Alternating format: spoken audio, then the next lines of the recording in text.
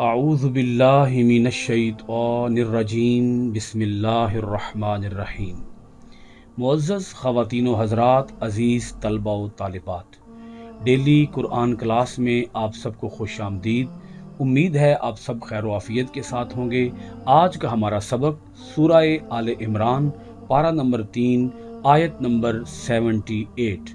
سب سے پہلے لفظی ترجمہ سماعت فرمائیں۔ وَإِنَّ، اور بے شک، منہم، ان میں سے، لفریقاً، ایک فریق، یلوون، مروڑتے ہیں، السنتہم، اپنی زبانیں، بالکتابی، کتاب کے ساتھ، لتحسبوہ، تاکہ تم اسے سمجھو، من الکتابی، کتاب میں سے، وما، حالانکہ نہیں، ہوا، وہ، من الکتابی، کتاب میں سے، ویقولون، اور وہ کہتے ہیں، ہوا، وہ، من، سے، عندی، طرف، اللہ، اللہ، وما، حالانکہ نہیں، ہوا، وہ، من، سے، عندی، طرف، اللہ، اللہ، ویقولون، اور وہ بولتے ہیں، علی، پر، اللہ، اللہ، الکذب، جھوٹ، وہم، اور وہ، یعلمون، جانتے ہیں۔ سورہ آل عمران کی آیت نمبر 78 کا گزشتہ آیات کے ساتھ ربط اس طرح سے ہے کہ پچھلی آیات کے اندر اللہ رب العالمین نے یہود کے مکر و فریب کو، ان کی سازشوں کو اللہ پاک نے بے نقاب فرمایا، اور یہود کی جو خیانت ہے اور بددیانتی ہے اس کو بے نقاب فرمایا۔ اس آیت مبارکہ کے اندر اللہ پاک بتاتا ہے کہ یہود اپنی کتاب کے ساتھ کیا سلوک برتتے ہیں۔ وہ اپنی کتاب کے اندر اپنے پاس سے تحریف کرتے ہیں، رد و بدل کرتے ہیں۔ کس طریقے سے رد و بدل کرتے ہیں، کس ہوشیاری کے ساتھ، کس مکاری کے ساتھ، اب سنیے گا۔ آیت مبارکہ کا جو پہلا جملہ ہے، وَإِنَّ مِنْهُمْ لَفَرِيقًا، اور بے شک ان میں سے ایک گروہ ایسا ہے، یہود کا ایک گروہ ایسا ہے، یلوون السنتہم بالکتاب، لسان کی یہاں جمع ہے السنہ، السنتہم، اپنی زبانیں، یلوون، پھیرتے ہیں، مروڑتے ہیں، اپنی زبانوں کو الٹا سیدھا کرتے ہیں، بالکتابی، کتاب کے ساتھ۔ یعنی جب یہود تورات کی تلاوت کرتے اور لوگوں کو تورات کی آیات پڑھ کر سناتے تو اس انداز سے اپنی زبانوں کو مروڑتے، اپنی زبانوں کو ہیر پھیر دیتے، اپنی زبانوں کو الٹ پلٹ کرتے کہ سننے والا یہ سمجھتا کہ ابھی یہ جو بات پڑھ رہے ہیں یا آیت پڑھ رہے ہیں، یہ آیت بھی تورات کی ہی آیت ہے۔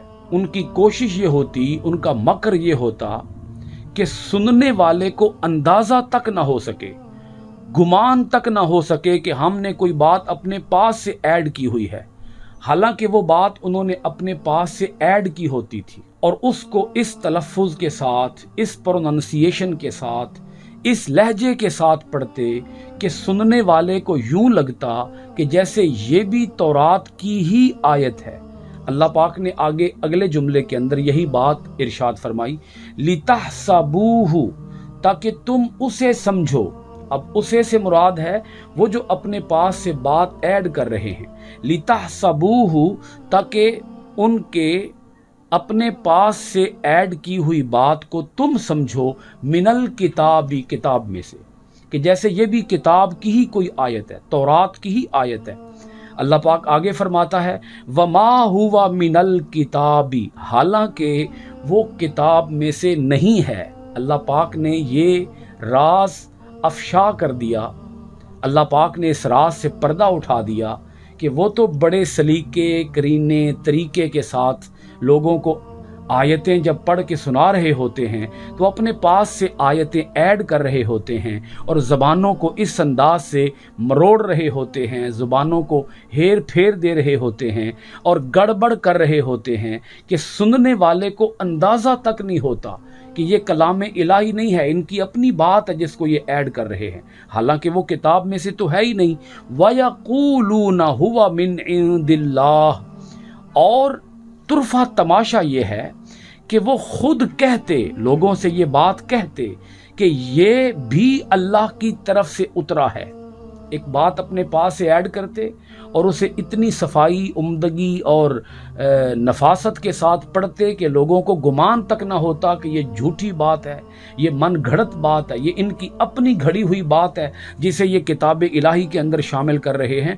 اور پھر ڈھٹائی دیکھیے، ان کی ضد دیکھیے، تعصب دیکھیے، اور کتاب الہی کے ساتھ جو وہ مذاق کرتے اور جو وہ کھلواڑ کرتے، اللہ پاک نے اس سے پردہ اٹھایا اور فرمایا کہ وہ کہتے کہ یہ اللہ کی طرف سے ہے، وَمَا هُوَ مِنْ عِنْدِ اللَّهِ، حالانکہ وہ اللہ کے پاس سے نہیں ہے، وہ اللہ کی طرف سے نہیں ہے۔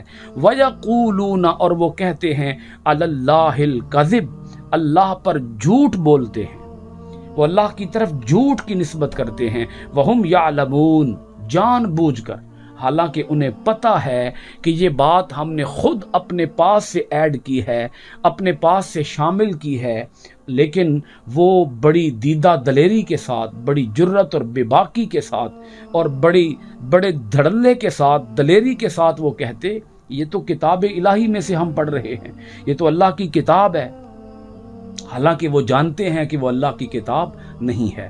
معزز سامعین کرام، آج بھی قرآن مجید کے ساتھ یہ سلوک بڑھتا جا رہا ہے۔ بہت سی باتیں ایسی ہوتی ہیں کہ جو لوگوں نے اپنے پاس سے گھڑی ہوتی ہیں۔ مثال کے طور پر انبیاء کرام کی شانیں ہیں، انبیاء کرام کے معجزات ہیں، اللہ پاک کا مقام اور مرتبہ ہے۔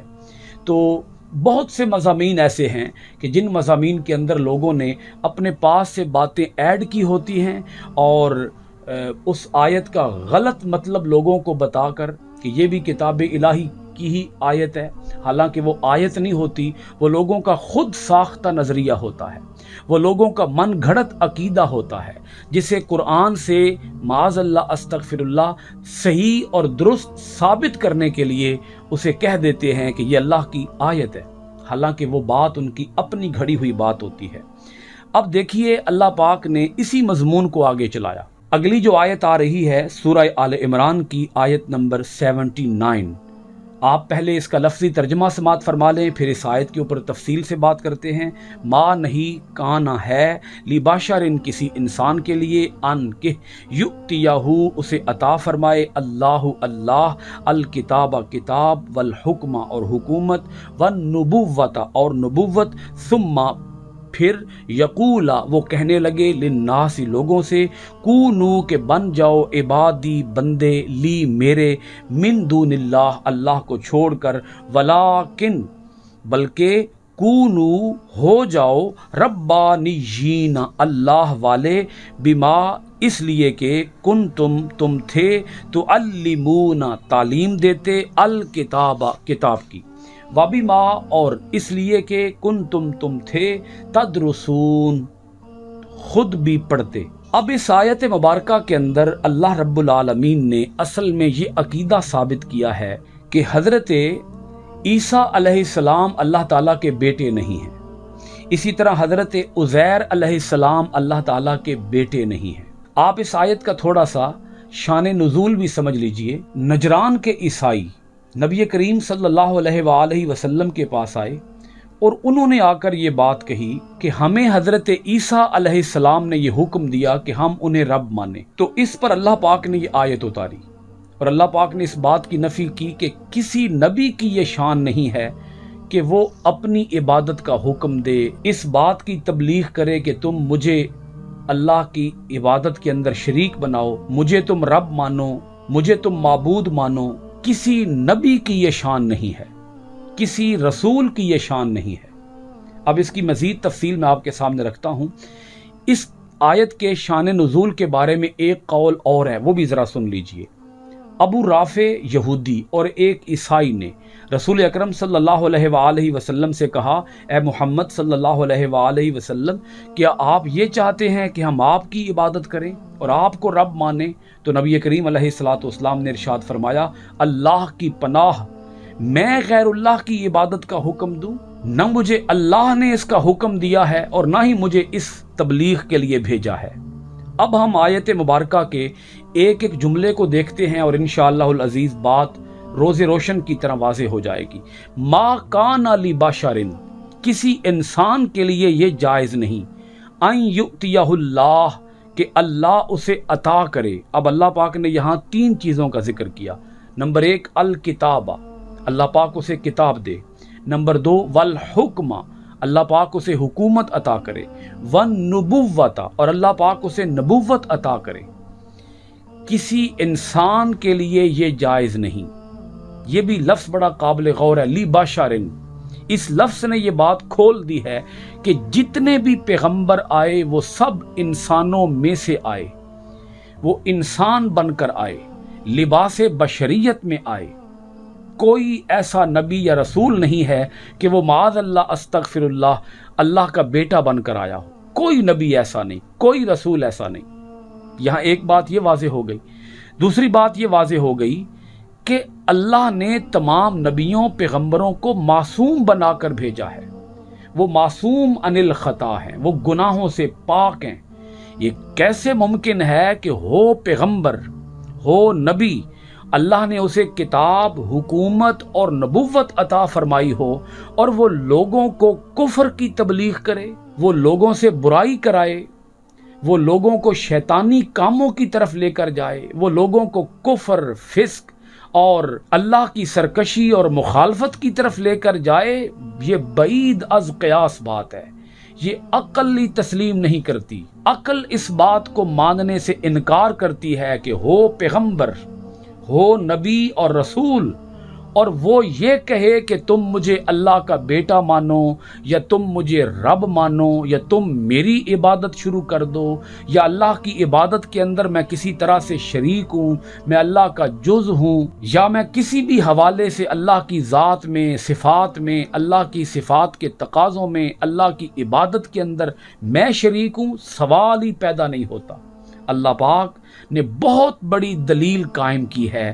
اگر یہ دلیل کسی ایسے شخص کو سنا دی جائے کہ جو ذی شعور ہو، ذی عقل ہو، تھوڑی سی بھی سوجھ بوجھ رکھتا ہو، اور اس کو یہ آیت پڑھ کر سنا دی جائے، تو میرا نہیں خیال کہ وہ پھر یہودی رہے یا وہ پھر عیسائی رہے، وہ پھر کسی فسق اور کفر اور اللہ تعالیٰ کی ذات میں کسی بھی اعتبار سے شرک کا مرتکب ہو. یہ آیت انشاءاللہ العزیز سارے مسئلے حل کر دے گی، ساری پریشانیوں کو دور کر دے گی. اللہ پاک نے اسی لیے یہ آیت رکھی اور یہ بہت بڑے سوال کا جواب دیا. عقلی دلیل اللہ پاک نے قائم فرمائی کہ جو نبی ہوتا ہے، جو رسول ہوتا ہے، کیسے ممکن ہے کہ وہ لوگوں سے یہ کہے اللہ کی جانب سے کتاب، حکومت اور نبوت کے عظیم الشان مرتبے پر فائز ہونے کے بعد پھر وہ لوگوں سے یہ کہے ثم یقول للناس، پھر وہ لوگوں سے یہ کہے کونوا عبادا لی من دون اللہ، کہ اللہ کو چھوڑ کر تم میرے بندے بن جاؤ. کیسے ممکن ہے کہ وہ یہ کہے، وہ اس بات کی تبلیغ کرے، وہ اس بات کا درس دے لوگوں کو کہ تم چھوڑ دو، اللہ کو چھوڑ دو، یا اللہ کو بھی مانو اور اللہ کے ساتھ مجھے بھی مانو، میں بھی رب ہوں. سوال ہی پیدا نہیں ہوتا. وہ کیسے کہے گا؟ وَلَٰكِن كُونُوا رَبَّانِيِّينَ، بلکہ وہ تو لوگوں سے یہ کہے گا کہ اے لوگو تم رب والے بن جاؤ. اب اس ربانیین کے 2 معنی ہیں. ایک اس کا معنی ہے رب والے بن جاؤ. اس صورت میں اس ربانیین کی واحد بنے گی ربانی، کہ تم ربانی بن جاؤ، رب والے بن جاؤ. اس کی جمع پھر آئے گی ربانیین. اور اگر اس کا ایک دوسرا معنی مراد لیا جائے اور وہ معنی ہے تربیت کرنے والے، کہ تم خود اپنی تربیت کرو. پیغمبر اپنی قوم کو یہ کہے گا کہ تم اپنی تربیت کرو، اپنی اصلاح کرو، اور اپنی اصلاح کرنے کے بعد تم دنیا بھر کے انسانوں کی اصلاح کرو، تربیت کرو. اس صورت میں اس ربانیین کی واحد بنے گی ربان. ربان جس کا معنی بنے گا تربیت کرنے والا، اور اس کی جمع آ جائے گی ربانیون یا ربانیین. تو یہ دونوں معنی اپنی اپنی جگہ بالکل درست ہیں کہ پیغمبر اپنی امت کو، اپنی قوم کو، اور جن کی طرف اسے بھیجا گیا ہے ان کو وہ کیا کہے گا؟ وہ یہ تو نہیں کہے گا کونوا عبادا لی من دون اللہ، اللہ کو چھوڑ کر تم میرے بندے بن جاؤ. سوال ہی پیدا نہیں ہوتا. بلکہ وہ یہ کہے گا کہ تم رب والے بن جاؤ، تمہارے اندر رب کا عشق آ جائے، تمہارے اندر رب کا تعلق پیدا ہو جائے، تم اپنے رب سے ٹوٹا ہوا تعلق جوڑ لو. تم اللہ کی بندگی کرنے والے بن جاؤ، خالصتاً توحید کے علمبردار بن جاؤ، مانو تو صرف اللہ کو مانو۔ پیغمبر کی تبلیغ کیا ہے، پیغمبر کا درس کیا ہے، پیغمبر اپنی امت کو کیا میسج کنوے کرے گا؟ وہ میسج یہ کنوے کرے گا کہ تم اللہ والے بن جاؤ، یا پھر وہ یہ کہے گا کہ تم اپنی تربیت اور لوگوں کی تربیت کرنے والے بن جاؤ۔ یہ بات اب یہاں بڑی غور طلب ہے کہ قرآن مجید جو پڑھتا ہے وہ بھی رب والا بنتا ہے، اور جو کوئی استاد ہوتا ہے، راہبر ہوتا ہے، مرشد ہوتا ہے، ہادی ہوتا ہے، اس کے اندر بھی اپنی ذات کا کوئی حرص، اپنی ذات کا کوئی لالچ نہیں ہوتا، وہ خود بھی اللہ کا سچا بندہ ہوتا ہے، اور اپنے ماننے والے اور اپنے پیروکاروں کو بھی وہ اللہ کا سچا بندہ بناتا ہے۔ وہ لوگوں سے اپنی بندگی نہیں کراتا، وہ لوگوں سے اپنی عبادت نہیں کراتا، وہ لوگوں کو اپنے آگے نہیں جھکاتا، بلکہ وہ لوگوں کو اللہ کے آگے جھکاتا ہے۔ کوئی پیر ہو، کوئی مرشد ہو، کوئی ہادی ہو، کوئی راہبر ہو، کوئی رہنما ہو، وہ لوگوں سے اپنے سجدے نہیں کرائے گا، اپنے آپ کو سجدے نہیں کرائے گا، وہ لوگوں سے اپنے آپ کو معبود اور مسجود نہیں منوائے گا، بلکہ وہ لوگوں سے یہ منوائے گا کہ تم کہو اللہ کے سوا کوئی عبادت کے لائق نہیں ہے۔ وہ خود بھی اللہ کا نمائندہ ہوگا، وہ خود بھی اللہ والا ہوگا، اور لوگوں کو بھی اللہ والا بنائے گا۔ وہ خود اپنی تربیت کرنے والا ہوگا، اور لوگوں کی تربیت کر کے ان کے اندر معرفت کے چراغ روشن کر کے، اور لوگوں کے اندر بھی نورانیت کے اور معرفت کے اور توحید الہی کے چراغ روشن کرے گا۔ تو یہ بات سمجھ آ چکی ہم سب کو کہ کوئی بھی شخص وہ کسی بھی کتاب کو پڑھتا ہو، تورات کو پڑھتا ہو، زبور کو پڑھتا ہو، انجیل کو پڑھتا ہو، قرآن مجید کو پڑھتا ہو، وہ یہ بات ثابت نہیں کر سکتا کہ کسی کتاب کے اندر یہ لکھا ہوا ہے، اللہ نے یہ حکم اتارا ہے، یا اللہ کے کسی پیغمبر نے یہ حکم دیا ہے کہ تم مجھے معبود مانو، تم مجھے رب مانو، یا تم مجھے رب کے اندر شریک مانو۔ سوال ہی پیدا نہیں ہوتا۔ یہ بات عقل سے کوسوں میل دور ہے، اس کا عقل سے، فہم سے، شعور سے دور دور کا بھی کوئی واسطہ نہیں ہے۔ اگلے دو جملے انتہائی قابل توجہ ہیں۔ بما کنتم تعلمون الکتاب، اللہ پاک تمام اہل کتاب کو مخاطب کرتے ہوئے ارشاد فرماتا ہے، اس لیے کہ تم دوسروں کو تعلیم دیتے رہتے تھے کتاب کی، تم تو دوسروں کو کتاب کی تعلیم دیتے تھے۔ اگلا جملہ بھی سن لیجئے، وَبِمَا كُنتُمْ تَدْرُسُونَ، اور اس لیے کہ تم خود بھی اسے پڑھتے تھے۔ تو کتاب کو پڑھنے والا اور کتاب کو پڑھانے والا یہ بات کیسے کہہ سکتا ہے کہ مجھے میرے پیغمبر نے یہ کہا تھا کہ مجھے اللہ میں شریک مانو؟ کیسے ممکن ہے یہ بات؟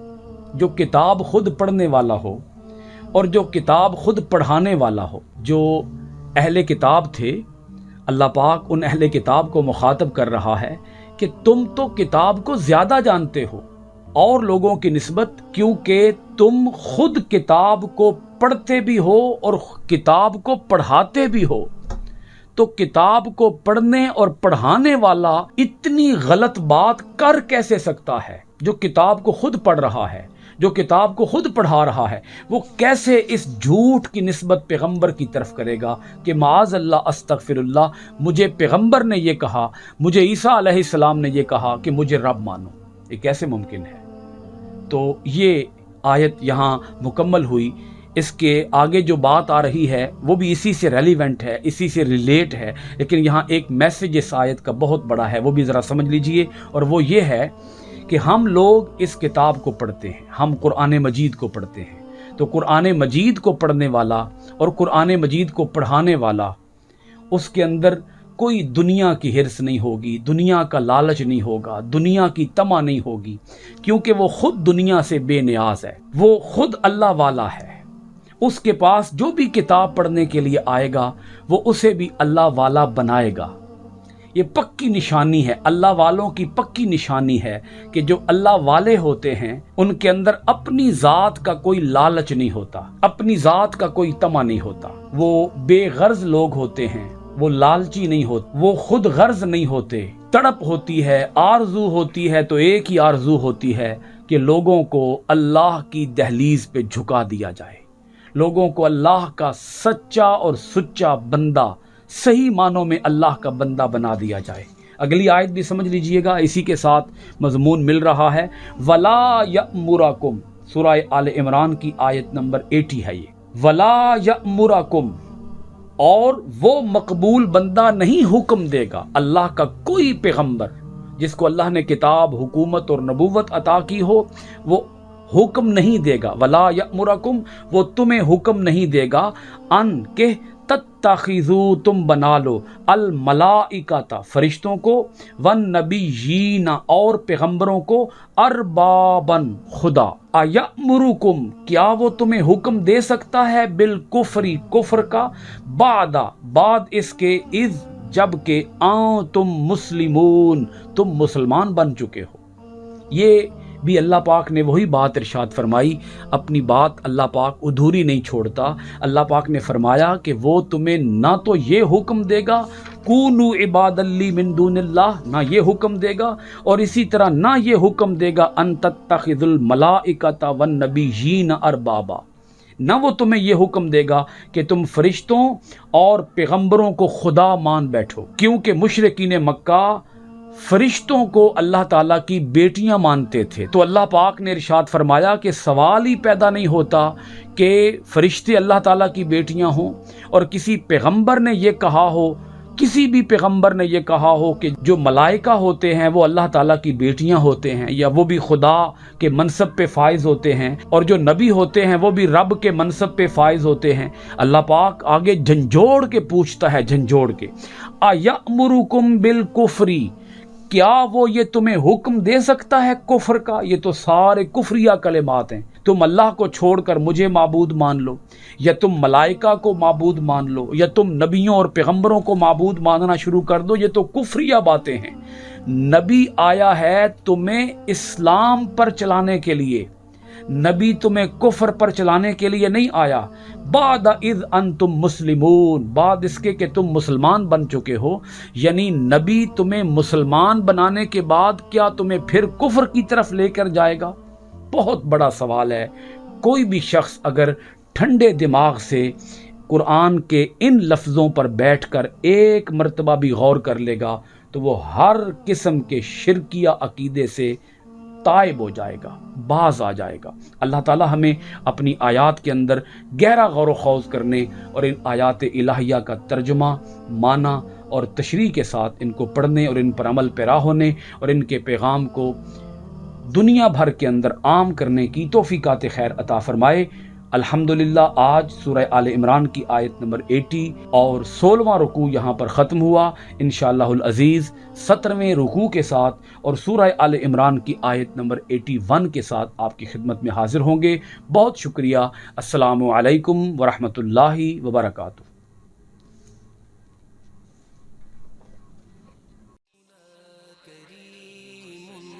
صلى الله عليه وسلم سيدنا كريم صلى الله عليه وسلم سيدنا كريم صلى الله عليه وسلم سيدنا كريم صلى الله